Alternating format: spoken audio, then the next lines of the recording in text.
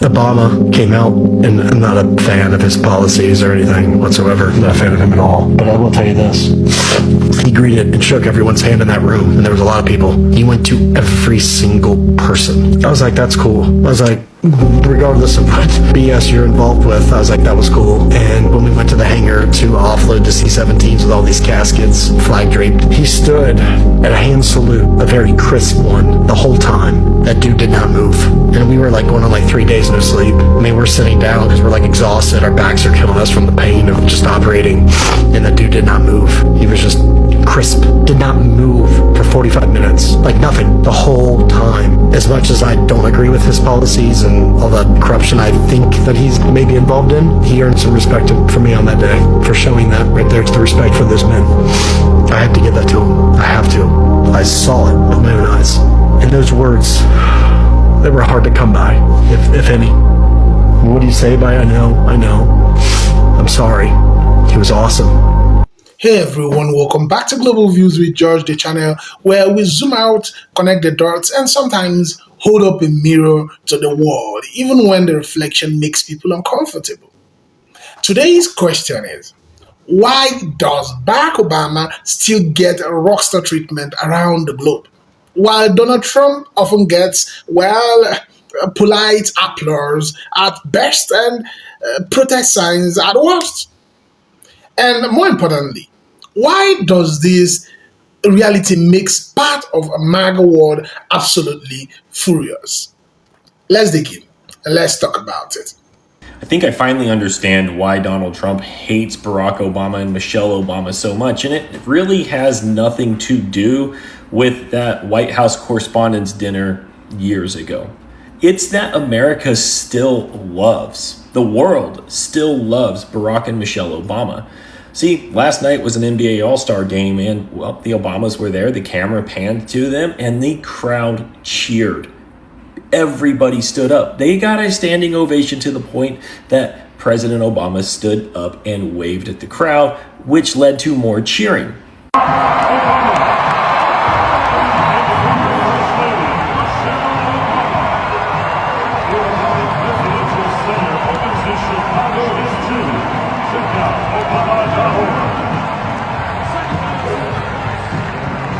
Meanwhile, Donnie Boy Trump shows up at sporting events and half to 3/4 of the crowd boos, to the point that the same media networks have to put clapping and cheering tracks over it to keep his supporters from attempting to boycott them. So, Donald Trump really hates the Obamas because the world still loves them, as the world has always despised him. You've seen this post a lot, right? I mean, this one in particular is going a little bit viral, but the sentiment is something that we've seen a lot, that Barack Obama was the most divisive president in modern American history. And when you ask people who say this sort of thing, well, like, exactly what did he do that was so divisive? What they tend to do is fart out of their mouth a lot, then throw a smoke bomb and run off. Because even if you have a legitimate gripe against Barack Obama's presidency, I think it's clear that he's less divisive than the guy who extends his best wishes even to the haters and losers on September 11th. So what is it? Why do so many Republicans look back upon a president that we saw as inclusive and say, no, he was divisive? Is it the Mandela effect? Kind of, but just in the sense that Mandela was black too. Because I think when a Republican uses the word divisive to describe Barack Obama, it's just because writing, "I'm a racist who never got over the fact that we had a black president," is too difficult to type out one-handed on your phone when you're driving your lifted Ford F-150 Raptor R that you're behind on the payments on. But I don't know, Republicans, tell me how he was so divisive in the comments if you can. President Obama just ruined Donald Trump's night without having to do a single thing to make it happen. Now, as you know, Donald Trump is obsessed and driven by his ego, especially when it comes to crowd size and whether or not he's cheered and how loud he's cheered, and he's always careful to pick his spots because he knows there's a solid chance if he goes out, he's going to get booed loudly. Well, President Obama made an appearance at the NBA All-Star Game, and this happened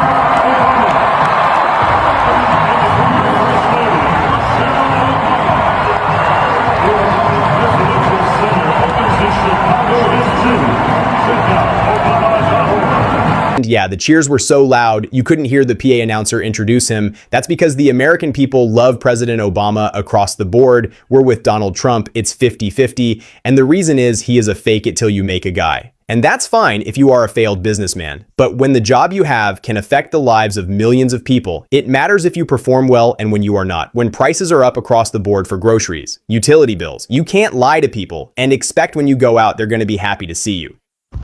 Patty Fallis was watching the NBA basketball game this last weekend, and Barack Obama was there sitting courtside to take in the game, but also talk to NBC about his new presidential library and community center in the south side of Chicago. It's going to have a full-size basketball court and all sorts of other things for families in the community. And it just reminded me about when Obama was president. Some of you that may be watching this are too young to remember, but in 2008 when he was elected, there was a real sense of hope and progress in this country that we could do some really good things. And the two values that he always was a great example of what a man should be, really stick out. The first one, responsibility. Not only did he take responsibility for taking on the healthcare issue in this country and created quote unquote Obamacare, which is not perfect, but it did help a lot more people see doctors and save lives. He took responsibility because when it rolled out in 2013, it was not successful. That rollout was crap. I was waiting 8 hours to sign up, so were a lot of other people. But what did he do? He said, we fumbled it. I apologize for all the folks out there that had a lot of problems with this. I know it's a real emotional subject for all of you, and we're going to fix it. And they got it fixed. And that plan, again, gave more people more access to healthcare because he took responsibility for making it work. The other thing that Obama always was a great example of was the word dignity. He always treated everyone around him with respect. Even those folks that came to his rallies and started yelling and talking shit at him, he treated his political opponents with respect. The dialogue between him and John McCain back in the day is just historically significant because of the respect they treated one another with. And he treated the American people with respect, always talking to us and not at us and not trying to demean anybody. And when you see our current president, who seems to have found a value in not having any shame in anything that he does and being callous and cruel and holding that up as a value that we should all hold as high, man, I don't think that's right. And I do think as fellas, we should try to be a hell of a lot more like Obama in the way we live our lives than the current orange guy. Just some thoughts. Thanks, y'all. The Obamas were at the All-Star game yesterday, and I just want to say, I can't remember the last time I felt excited and proud to see one of the leaders of this country. Barack Obama got a standing ovation, obviously, because why wouldn't he get a standing ovation at an NBA All-Star game? And I was just reminded of just how cool and how much swag and how intelligent he is and has. Like this intensity early. Jokic got the deflection out of bounds. Look at the walk. Mr. President Barack Obama. He's even cool when the ball's coming at him. No problem. Look at him. Look, just cross the leg. Yeah, I'm about to. No, actually, I think exactly what he said was, "That's what I do." I got it. That's what I do.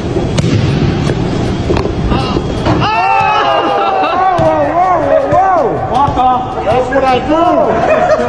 That's what I do. Agent Orange has been in office for so long, causing havoc in his Kitten Hills.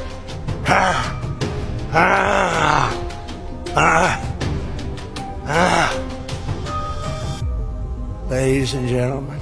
And then Joe Biden was asleep half the time. So She knows so long as she was denied our freedom. it's been a while since we've had this. It's been a while. It's been a while. In the 90s, I always enjoyed watching us beat Indiana. Oh my goodness! Although I will do that to me. Although I knew you were going to say that. I will say that nobody terrified me more than Reggie Miller with a possible three-point shot at the end of a game. You did push off Michael on that one play, though. Come on, Mr. President. Everybody knows. Did he push off? You were always dancing in and out of. Obviously, a leader's positioning, his policies, his politics matter. But a part of being a leader is to inspire your people, to unite your people, to feel proud that your leader is in office and leading you. And I have not felt that since the Obamas. It's actually crazy to say that out loud, but seeing him, seeing the audience give him a standing ovation, seeing how good they look well moisturized and rested. Sasha was there, their daughter was there. It was a star-studded event, but it was just great to hear him speak. Someone who's legible, who has coherency, who has critical thinking, comprehension, and a command of the English language, and is awake. We miss you, Obama. We miss you. I'm happy we got to see you yesterday. Happy we got to see you. Over the past years, whenever Obama travels overseas, whether it's Europe, Africa, Asia, the reception is unmistakable. Crowds gather, leaders praising him, universities invite him, people line up for hours just to hear him speak. It feels less like a retired politician visiting and more like a global celebrity arriving. Meanwhile, when Trump appears abroad, the response is very different. Some supporters show up, yes, but large protests often follow. Headlines are tense and diplomatic receptions sometimes carry that unmistakable, we are smiling because protocol says we must energy, and here's where the online outrage begins. You see viral posts asking, why does the world love Obama but hate Trump? They then, they only like Obama because he apologized for America. And then global elites prefer weak leaders. Yes, when faced with international public opinion, blame the elites. Classic. So let's unpack why Obama's global reputation remains strong. First, style and tone matter in diplomacy. Obama emphasized multilateral cooperation, alliances, and diplomacy. He spoke in language that resonated internationally. Climate action, global partnership, shared responsibility. Trump, on the other hand, built his political brand on America First, trade confrontations, and challenging long-standing alliances. Domestically, that message energized the supporters. Internationally, it often landed like someone showing up to a dinner party and announcing they might leave early with the silverware. Secondly, symbolism matters. Obama's election in 2008 carried enormous symbolic weight worldwide. For many, it represented progress, diversity, and a new chapter in American identity. Whether one agrees with his policies or not, that symbolic moment resonated globally. Trump's presidency symbolized something very different: nationalism, disruption of norms, and a rejection of global consensus politics. Again, supporters loved it, but global audience mixed reviews. Now, third is communication style. It matters. Obama's calm, measured delivery, and emphasis on unity appealed broadly. Trump's blunt rhetoric and confrontational tone thrilled supporters, but often alienated international audience, accustomed to more formal diplomacy. Now, it's the difference between a TED talk and a late night Twitter rant on at 2 a.m. Both get attention, only one gets invited back. Now, here is where the outrage gets interesting. Some MAGA commentators argue that if the world prefers Obama, that means he wasn't putting America first. Now, this assumes that global approval is proof of weakness, a debatable premise. Historically, U.S. influence has often depended on alliances, trust, and international goodwill. Soft power isn't weakness, it's leverage. If people want to work with you, trust you, and follow your lead, that's not surrender, that's influence. Another claim, they loved Obama because he bowed to foreign leaders. First of all, diplomacy involves gestures of respect across cultures. Second, if a slight bow triggers a geopolitical crisis in your mind, it might be time for you to log off for a bit. What's really happening here is a clash of worldviews. One vision sees America as strongest when it leads coalition and builds global partnership. The other sees strength in independence, confrontation, and prioritizing national interest above international consensus. Neither perspective exists in a vacuum, but global public opinion tends to favor cooperation over confrontation. That's not ideology, that's human nature. People like partnership, they don't love unpredictability. Now, here's the irony. Many MAGA supporters proudly say they don't care what the world thinks, yet the moment global opinion polls show Obama admired and Trump unpopular, suddenly it matters very much. Apparently, global approval is irrelevant until it isn't. None of this means one leader was perfect or the other was entirely wrong. Both presidencies had, successes, failures, and consequences still unfolding today. But global perception is shaped by tone, policy, symbolism, and consistency. And the data is clear. Obama remains one of the most admired political figures worldwide. Now, that reality isn't a conspiracy. It's a reflection of how leadership style resonates beyond borders. At the end of the day, the debate reveals something deeper than partisan rivalry. It asks, what kind of leadership ends global trust? Is international respect a strategic asset or an unnecessary burden? Does strength come from cooperation or confrontation? And can a nation lead the world if the world doesn't want to follow?